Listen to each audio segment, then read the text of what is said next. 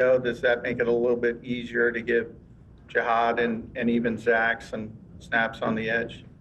It does.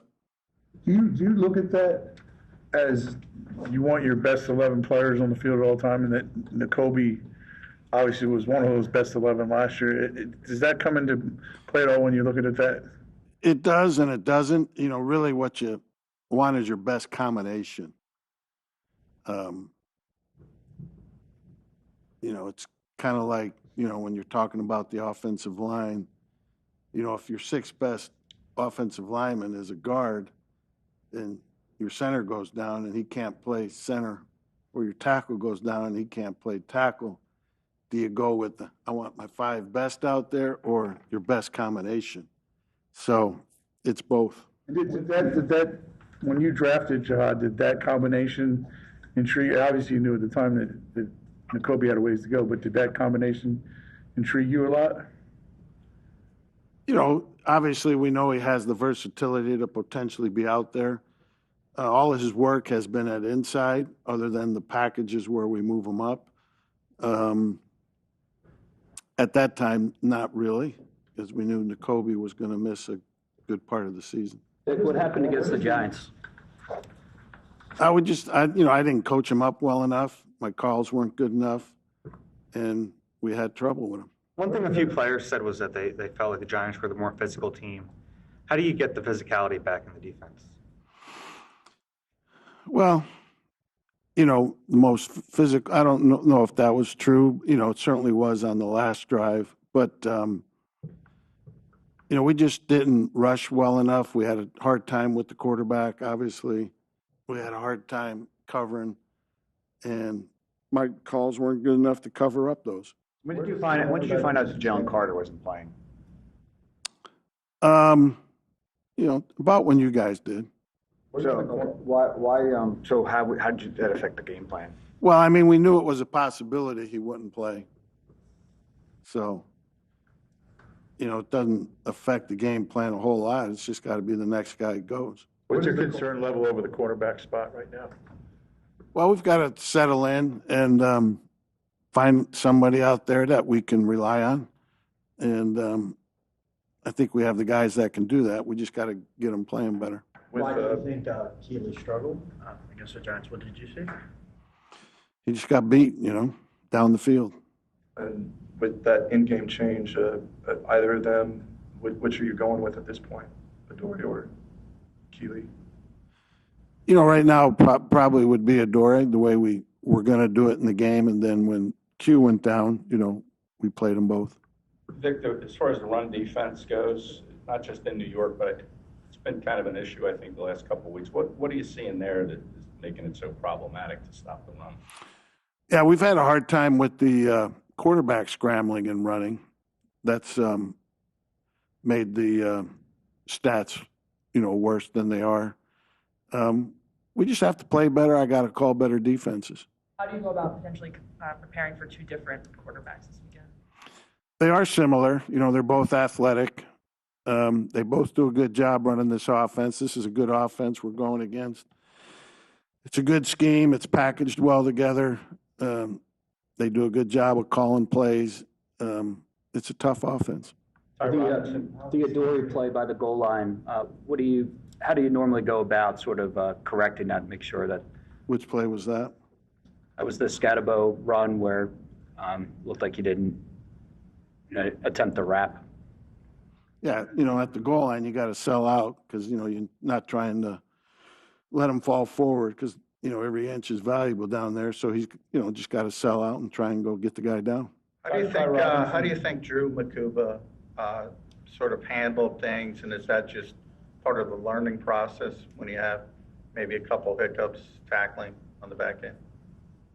Yeah, he's just got to clean up his operation, be sharp, know that every play could be the most important play in the game, and I'm confident he'll be able to do that. Tyrod got 19 snaps, I think it was, first reps on defense. How do you think he did? I know he had the block pass at the line. Yeah, for his first meaningful snaps, I thought he did fine.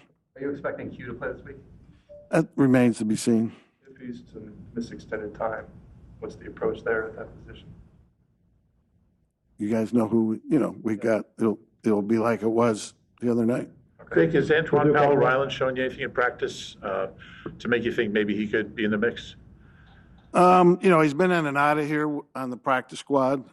He's been doing a good job on scout team. Right now, we would go with the other guys first. The amount of snaps that you guys have been playing on defense, are you seeing a cumulative effect of that? No. Where do you think Mac McWilliams is as potentially, if Q has to miss sometime, as potentially somebody who could get involved? Yeah, potentially could get involved. We've been trying to focus him at one point on learning the nickel spot to be the backup nickel. Then we shifted our focus to try and get him to learn corner and be a viable option if we had issues out there. So it's kind of been going back and forth. And Doing outside. he's doing okay. Good. Good. I think he's a good young player who's improving all the time. And we're happy to have him. I think he's playing good overall. All right. Thanks, everybody. Thanks, Vic. Good.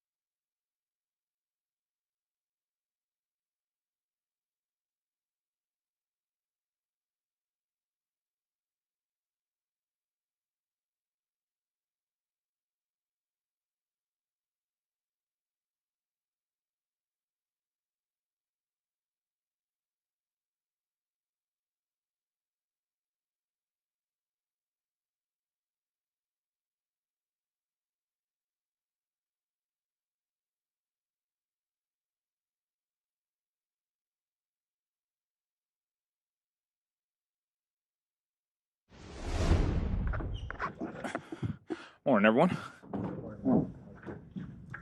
Kickoff returns. Why do you think there's been a little bit of a struggle for Tank so far? Yeah, I think just a little bit just has to do with just our catch mechanics. The ball falls on your side, you don't have that opportunity to use more of your body surface, and I think that's, as we look at it, kind of been our biggest issue is just corralling the ball, whether that's the LA Rams game or last Thursday against the Giants.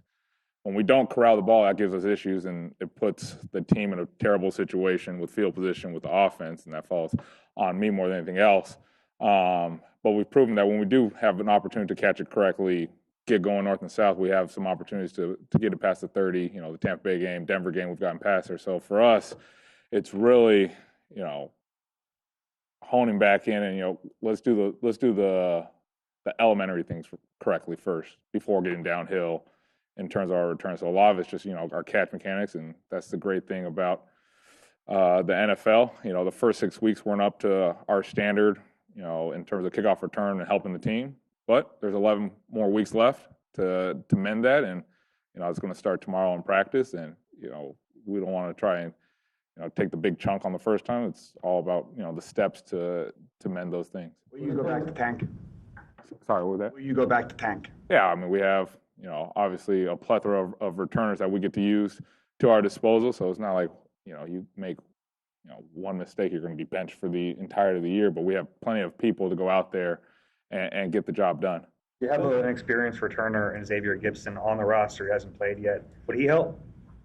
Like I said, there's so many returns we have at the opportunity, and it all goes into how we go into every week, because obviously you only have so much on the roster who can play. Some teams or some situations that you're light at one position, you won't get it. So it takes a full team collective effort to be able to write those on kickoff return. In the Rams game, there was obviously Hardy had a bunch of different kicks at his disposal. Was there anything funky with the ball this week, or was it just dropped? No, it was just more of just our catch mechanics just caught on the side right there and hit his right shoulder pad right there. With both Tank and with Mechie, these are players who had minimal to no experience at kickoff returns before you guys put it out there. Has the experience, I guess, showed that it's more of a developed skill than putting someone in there without that type of experience? Yeah, I think everything you do in the NFL or in football in general is a developed skill. You can't. I think anywhere in the real world, you just don't put anybody in to be an electrician.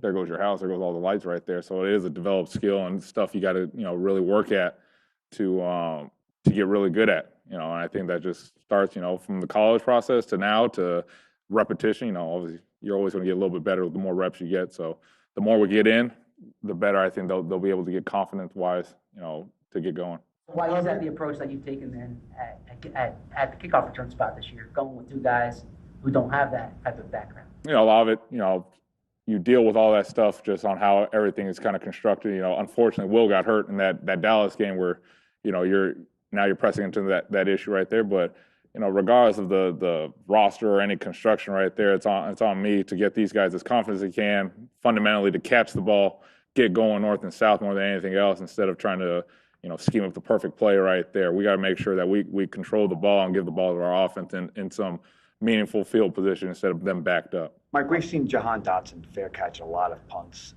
comparable to other returners. Is that just something he's being coached to do? No, I think a lot of it has to do with, I think there's a lot of context and everything. Some of it's just plus 50 punts. You don't get an opportunity to return in the plus 50 area. It's just not how it's constructed. When, in the New York game, they had it at the plus 42. They kicked it 30 yards. He was at the 12-yard line, and we messed it up just by being, in terms of some penalties right there. And now so a lot of it, the LA Rams game, he only had one, in the plus 50 as well. So a lot of the times there's some context to it. Now, for him, I think it's just him getting back into everything. And, he's averaging 10 yards of return when he does have an opportunity. And, for a punt returner, you got to really have some faith into the 10 other guys, and that falls on us to get the return going right there. But I think Jahan's doing a solid job in terms of, protecting the ball. Obviously, you want to give the defense did their job. We want to get our ball back right there. But again, when he does have his opportunity, he's got to return to 15, a return to 14, 9 and 8. You're going to get those yardage back. Get that first down and give us some positive yards right there. But I think he's doing a solid job thus far.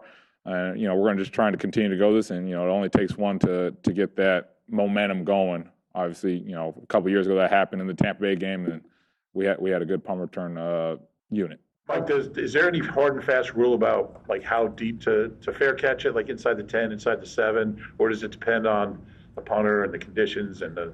Yeah, when you get into the plus territory, say they get towards midfield, we have our set rules and where our returners want to put, our heels at and everything. In the field, it gets a little bit more dicey in terms of like you're backing up. You thought, the ball's at the 25. He's not going to kick it that far. And sometimes it does. There were some games this past one where the guy, was in the field and he caught it at the 2. Then it's like, you're darn if you do, you're darn if you don't right there. But we have some set, guidelines determining on where we are in the field position right there. And, I think Jahan's done some good job of catching some shorter punts. Happened in the Denver game. We got 14 yards. It was, I think, a net of like 28. The last punt return against the Giants, the ball went 39 yards. He caught it, got 9 yards. It doesn't seem like a lot, but the net's 30. You're gonna win some field position battles in that case. I don't get to see all of practice, and obviously you guys practice the kickoff returns. Is there the struggles that happen in a game, are those consistent with what's happening in practice?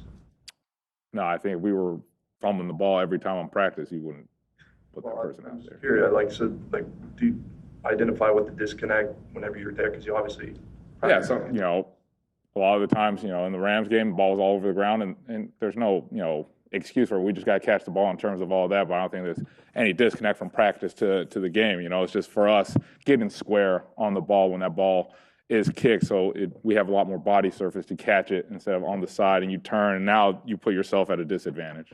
You mentioned having different confidence in different guys in terms of returning kicks. Do you have the same confidence of different depth options at punt returner that you might use? Or? Yeah, absolutely. I mean, obviously you got some guys, in Jahan, you got Cooper DeJean, you got guys, Xavier Gibson, Covey has done it in the NFL right there. So you always have some confidence because we do have some depth out there in terms of the punt returner. What do you like about A.J. Dillon as a kick returner? Obviously, he had the one bobble and everything, but, what made you guys want to go to him after he took out Tate?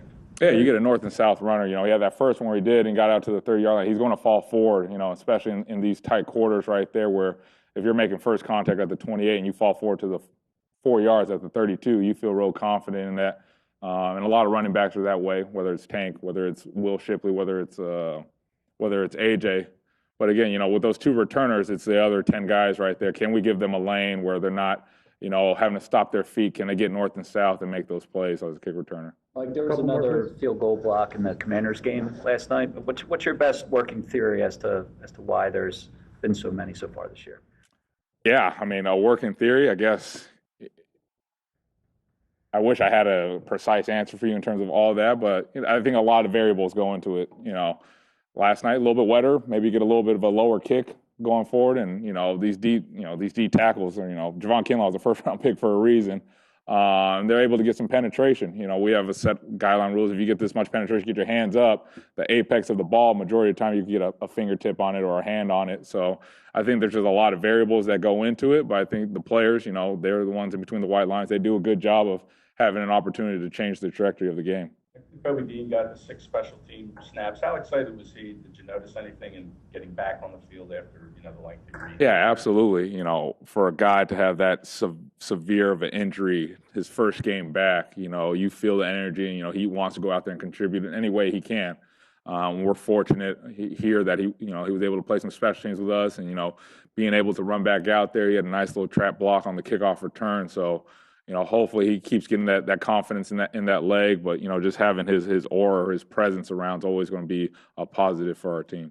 Long snappers, people don't notice them until they make a mistake. It's difficult position for Cal to come in after Charlie got hurt. What have you seen? Are you happy with that? Yeah, very happy with Cal. And like you said, you haven't heard anything from the long snapper standpoint. It means he's doing a pretty good job, but he's been able to integrate really quickly with Jake and Braden and those 3 guys. And it's not like he was a rookie that had never played in the NFL. He knows the rigors of the NFL. He's done a good job of understanding our language, understanding what Braden, what Jake like in terms of the punt and the field goal. So Cal's done a really good job the first 2 weeks, and we hopefully we can continue that advance and from the long snapper perspective.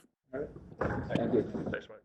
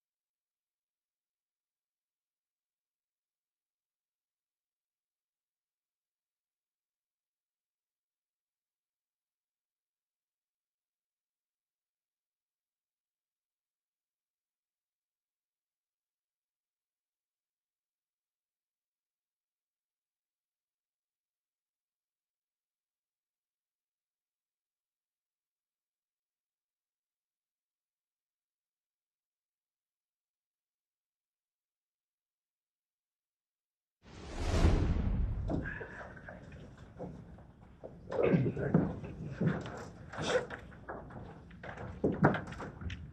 What's up? I'm the guy with the first one for you. It seems like, Lane had said something about the predictability of the offense and maybe more outside zone was maybe his one suggestion. When you get that kind of, did you get that kind of feedback? When you look at the run offense, what can be done to make it less predictable? I think the comment Lane had and what's great about the players is the communication with all of us is constant, right? Whether it's during game, whether it's during the week, even on days off, things like that. So that's been really, really good and productive for us. And I think a lot of it comes down to is, and I know Nick alluded to this too, is sometimes situational moments in the game where you're limited a little bit depending on where you're at field position, down and distance, select plays, what the defense does at times. If they're a big edge pressure team, during certain situations that can dictate a little bit what you want to do. So I think when you talk about the situational stuff and or the predictability, you just got to look at kind of where the whole context is. And I think that's what kind of the last day or so, over the weekend things, we were able to kind of look at where we were, where we are, where we want to go, and what we know, we need to kind of do to go forward. And I think it was very productive. We had a good meeting yesterday as an offensive unit, and so I think we're in a good spot working forward. After reviewing this weekend, where are you as an offense? What was your kind of, after gathering that information, where do you feel like you guys are? I think, when you look at just the progress from the first game until now, each game has been very different going forward. And so when you look at just where we want to go, we know there's a lot of areas we want to improve on and be more consistent in. And so I think that's the biggest thing is just consistency. And it's our job as a staff to continue to put the players in the best position. And then we just got to execute it and work as a full unit together and continue to build and grow. I mean, last year we had some kind of weird things going on that we needed to work through and continue to throughout the year. I think that's a lot of teams that are in this spot right now. If you watch around the league, there's a lot of teams that are kind of still finding their way, whether it's personnel, whatever it is. And I think that's kind of where we're at. And we've got great players and they're all into it and the energy's high. And we know we can be what we want as we, work forward. Along those lines, how much feedback have you gotten from guys like Jalen, AJ, Devontae, Lane? Basically, I guess the collective of the players on offense. How much feedback have you gotten from them over the last couple of days about the offense? They do a really good job, right? I mean, the communication, like I said, is constant. I think that's a big part of being a coach, whether it's a position coach or a coordinator like myself, is just constantly talking to the players because ultimately they're the ones out there, so they have a good feel for what's going on, what they feel physically and mentally. And so I think that's been great, the communication. There was, like I said, we had a really good meeting yesterday about how we want to work forward on some things and detailed some stuff out. So I think communication's a big piece of it. And it comes like with good and bad communication, right? So you got to have the feedback both ways. And I think that's where it's critical for all of us to grow, as an offensive unit. Those conversations with players, how do you make sure that they know they're being heard and that you're going to maybe implement some of the things they've suggested?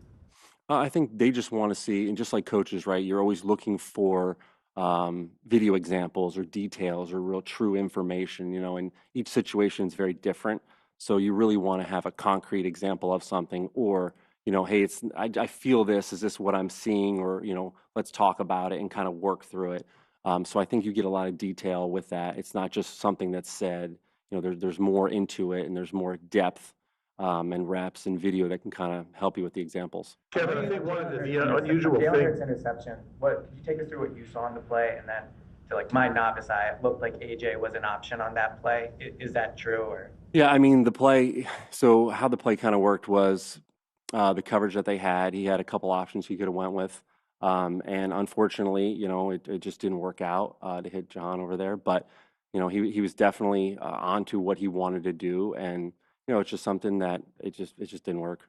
Yeah, unusual thing is that, like, there's times this offense looks so good, like those last two drives in the first half the other night, and then, there's long stretches where you can't get back to that. Yep.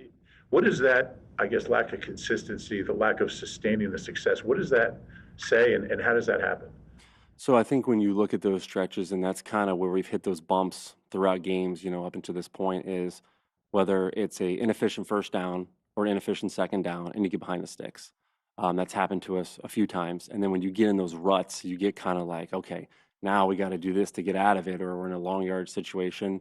We had a few of them happen the other night. We had an efficient run on first down, inefficient run on second down, and it put us in a third and long. And so when you get those, it feels choppy. And that's kind of what we looked at as well. Our third downs, we weren't as good in the game as we would like to be. And we've got to eliminate those third and longs. Third and 7+ around the NFL is tough, right? The defense is dictating to you at that point.